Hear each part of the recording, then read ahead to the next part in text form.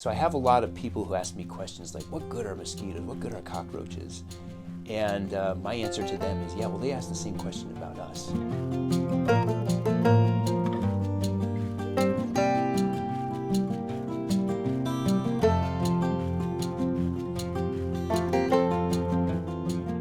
Hi, I'm Pete Oboyski. I am the collections manager and assistant director of the Essig Museum of Entomology at UC Berkeley.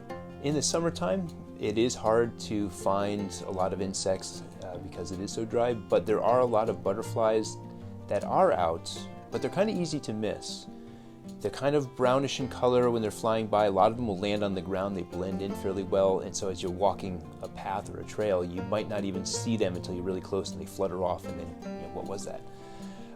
So for example, there's something called the California ringlet that most people think is a moth because it kind of flops around like a moth. It's kind of brownish color. It's not terribly bright like a lot of butterflies are. And you'll see them in grasslands all over in California, but here in the Bay you can see them as well. Another example of a little brown butterfly that's easily missed is the buckeye butterfly. The larvae of those will feed on things like plantago, plantain. It's these little herbaceous things that grow in grasslands. And it's a brownish butterfly with spots, eye spots on it. And the eye spots are really cool. They have a little blue crescent in them.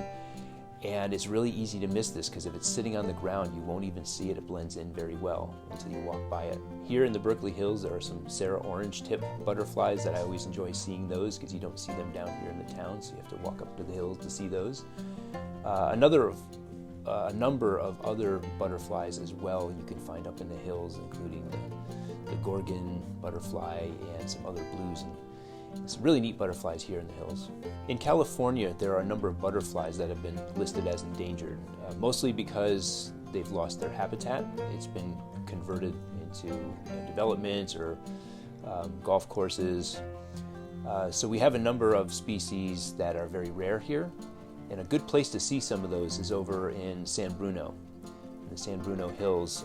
Just a couple of months ago in the springtime when all the wildflowers were really blooming, I got to see the San Bruno elfin, a little brown butterfly, as well as the bay checker spot, which you can find up there, another butterfly.